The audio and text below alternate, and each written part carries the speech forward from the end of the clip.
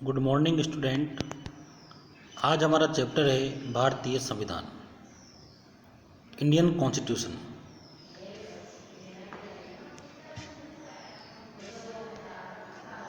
इस अध्याय में हम फुटबॉल के खेल से अपनी बात शुरू करेंगे। आप में से ज़्यादातर बच्चों ने इस खेल के बारे में सुना होगा, बहुतों ने खेला भी होगा। कि जैसा कि इसके नाम से ही अंदाज़ा हो जाता है, यह खेल पैरों से संबंधित है।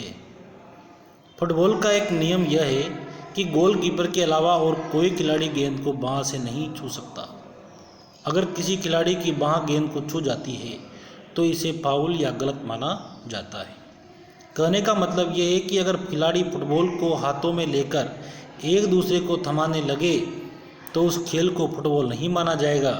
इसी तरह हॉकी या क्रिकेट आदि दूसरे खेलों के भी कुछ नियम तय होते हैं। इन नियमों से खेल को परिभाषित करने और अलग अलग खेलों के बीच फर्क करने में मदद मिलती है।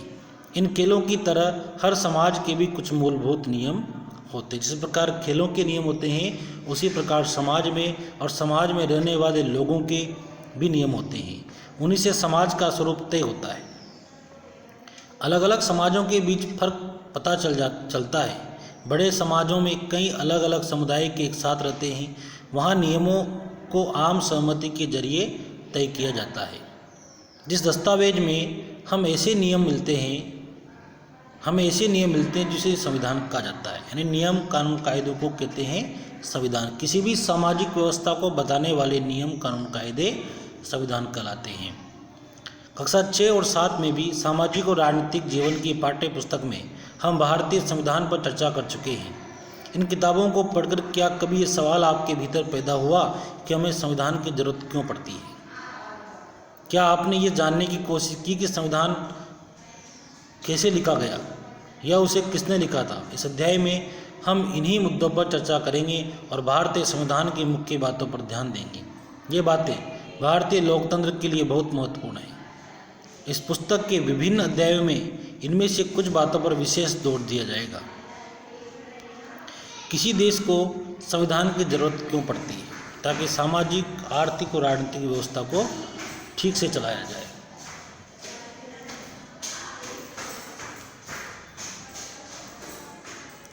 उन्नीस 1934 में भारतीय राष्ट्रीय कांग्रेस ने संविधान सभा के गठन की मांग को पहली बार अपनी अधिकृत नीति में शामिल किया। केवल भारतीयों को लेकर बनने वाले एक स्वतंत्र संविधान सभा की ये मांग दूसरे विश्व युद्ध के दौरान और तेज हो गई और अंततः दिसंबर 1946 में संविधान सभा का गठन किया गया। पृष्ठ 2 पर दिए गए चित्र में संविधान सभा के कुछ सदस्यों का दर्शाया गया है। दिसंबर 1946 से नवंबर 1949 के बीच संविधान सभा ने स्वतंत्र भारत के लिए नए संविधान का एक प्रारूप तैयार किया।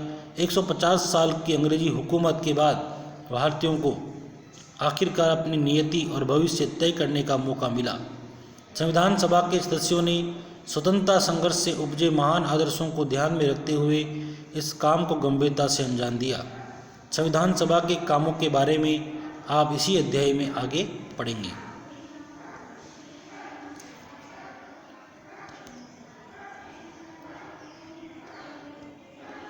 ये जो चित्र आपको दिखाया गया है, इसमें पंडित जवाहरलाल नेहरू, जो कि भारत के प्रथम प्रधानमंत्री थे, वह संविधान सभा को संबोधित कर रहे हैं। आज दुनिया के ज़्यादातर देशों के पास अपना संविधान है। आमतौर पर सभी लोकतांत्रिक देशों के बारे में उम्मीद की जा सकती है कि उनके पास संविधान जरूर होगा, लेकिन इसका मतलब यह नहीं है कि जिन देशों के पास अपने संविधान होते हैं वे सभी लोकतांत्रिक देश ही होंगे। संविधान कई उद्देश्यों की पूर्ति करता है। पहला, ये दस्तावेज उन आदर्शों को सूत्रबद्ध करता है जिनके आधार पर नागरिक अपने देश को अपनी इच्छा और सपनों के अनुसार रख सकते हैं। यानी संविधान ही बताता है कि हमारे समाज को मूलभूत स्वरूप क्या हो। देश के भीतर आमतौर पर कई समुदाय रहते हैं। इनके बीच कई बातें समान होती है, लेकिन जरूर नहीं है कि वे सारे मुद्दों पर एक दूसरे से सहमत हों। संविधान नियमों का एक ऐसा समूह होता है जिसको एक देश के सभी लोग अपने देश को चलाने की पद्धति के रूप में अपना सकते हैं।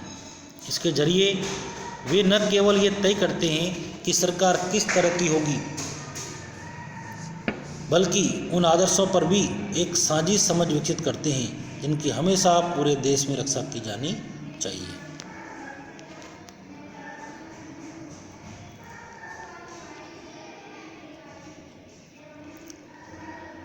नेपाल में आंदोलन हुआ लोकतंत्र सरकार स्थापित करने के लिए। इन बातों का क्या मतलब है, ये समझने के लिए आइए दो बिल्कुल अलग परिस्थितियों पर गौर करेंगे। दोनों घटनाएं भारत की उत्तरी सीमा पर स्थित नेपाल की ताज़ा इतिहास की घटनाएं। समाचार पत्रों के माध्यम से ऊपर दी गई खबर में बताया गया है कि नेपाल के लोगों ने हाल ही में एक अंतरिम संविधान को मंजूरी दी है। सवाल ये उठता है कि जब नेपाल में पहले से ही संविधान था तो उसे नए संविधान की जरूरत क्यों पड़ी।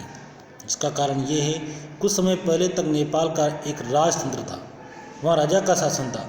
1990 में बना नेपाल का पिछला संविधान इस सिद्धांत पर आधारित था कि शासन की सर्वसत्ता राजा के पास रहेगी।